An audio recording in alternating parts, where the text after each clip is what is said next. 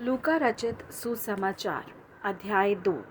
उन दिनों में अगस्तुस कैसर की ओर से आज्ञा निकली कि सारे जगत के लोगों के नाम लिखे जाएं। यह पहली नाम लिखाई उस समय हुई जब क्विरिनियस सूरिया का हाकिम था और सब लोग नाम लिखवाने के लिए अपने अपने नगर को गए। सो यूसुफ भी, इसलिए कि वह दाऊद के घराने और वंश का था, गलील के नासरत नगर में यहूदिया में दाऊद के नगर बैतलहम को गया कि अपनी मंगेतर मरियम के साथ जो गर्भवती थी नाम लिखवाए। उनके वहाँ रहते हुए उसके जन्ने के दिन पूरे हुए और वह अपना पहिलौठा पुत्र जनी और उसे कपड़े में लपेटकर चरनी में रखा, क्योंकि उनके लिए सराय में जगह न थी। और उस देश में कितने गडेरिये थे जो रात को मैदान में रहकर अपने झुंड का पहरा देते थे। और प्रभु का एक दूत उनके पास आ खड़ा हुआ और प्रभु का तेज उनके चारों ओर चमका और वे बहुत डर गए।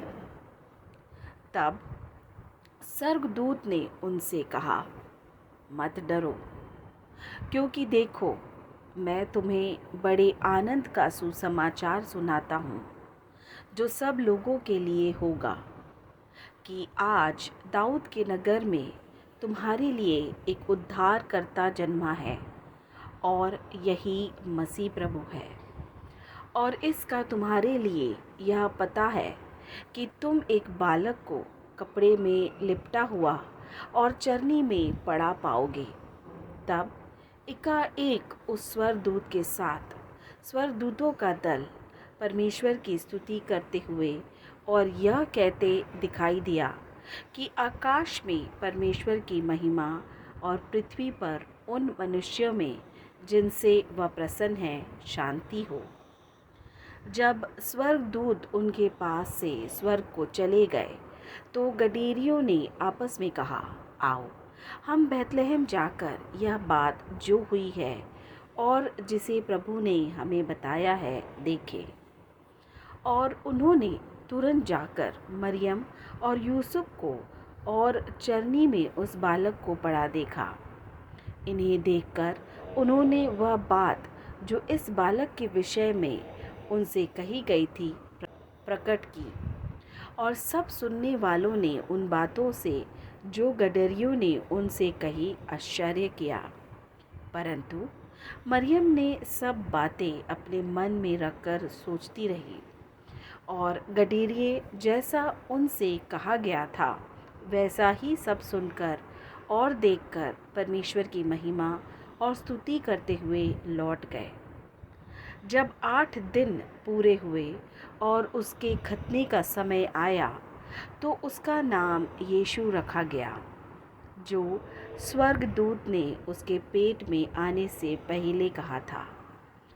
और जब मूसा की व्यवस्था के अनुसार उनके शुद्ध होने के दिन पूरे हुए तो वे उसे यरूशलेम में ले गए कि प्रभु के सामने लाए, जैसा कि प्रभु की व्यवस्था में लिखा है कि हर एक पहिलौठा प्रभु के लिए पवित्र ठहरेगा।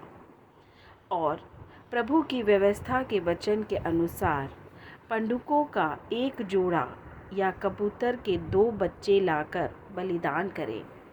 और देखो, यरूशलेम में शमौन नाम का एक मनुष्य था और वह मनुष्य धर्मी और भक्त था और इस्राएल की शांति की बाट जो रहा था और पवित्र आत्मा उस पर था।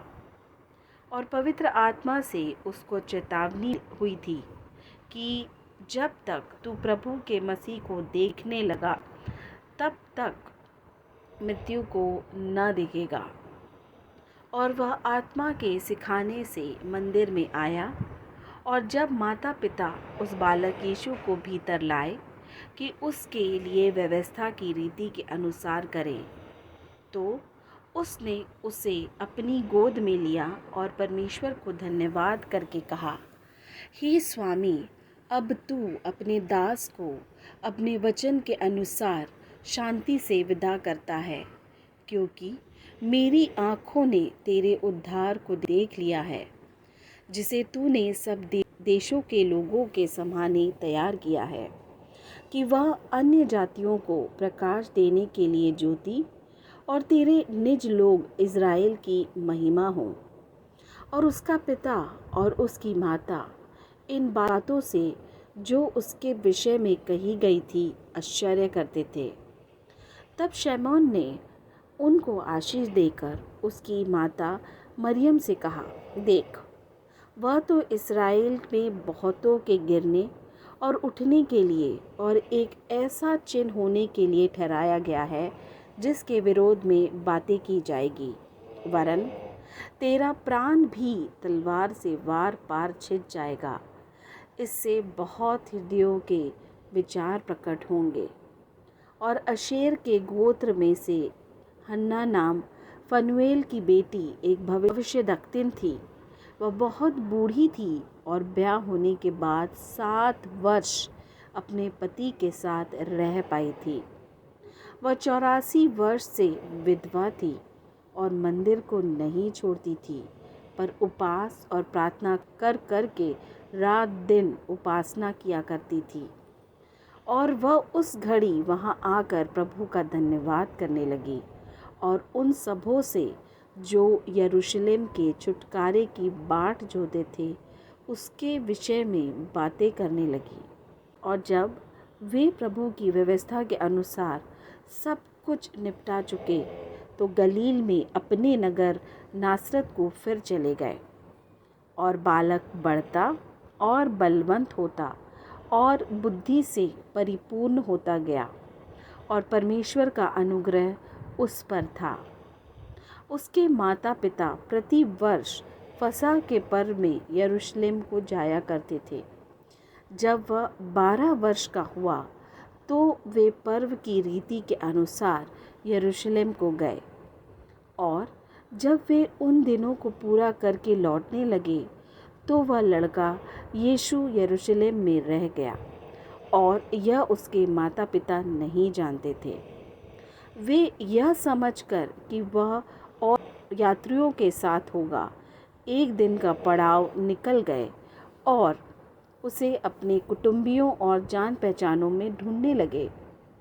पर जब नहीं मिला तो ढूंढते ढूंढते यरूशलेम को फिर लौट गए। और 3 दिन के बाद उन्होंने उसे मंदिर में उपदेशकों के बीच में बैठे उनकी सुनते और उनसे प्रश्न करते हुए पाया। और जितने उसकी सुन रहे थे वे सब उसकी समझ और उसके उत्तरों से चकित थे। तब वे उसे देखकर चकित हुए और उसकी माता ने उससे कहा, हे पुत्र, तूने हमसे क्यों ऐसा व्यवहार किया? देख, तेरा पिता और मैं कुढ़ते हुए तुझे ढूंढते थे। उसने उनसे कहा, तुम मुझे क्यों ढूंढते थे? क्या नहीं जानते थे कि मुझे अपने पिता के भवन में होना आवश्यक है? परंतु जो बात उसने उनसे कही उन्होंने उसे नहीं समझा। तब वह उनके साथ गया और नासरत में आया और उनके वश में रहा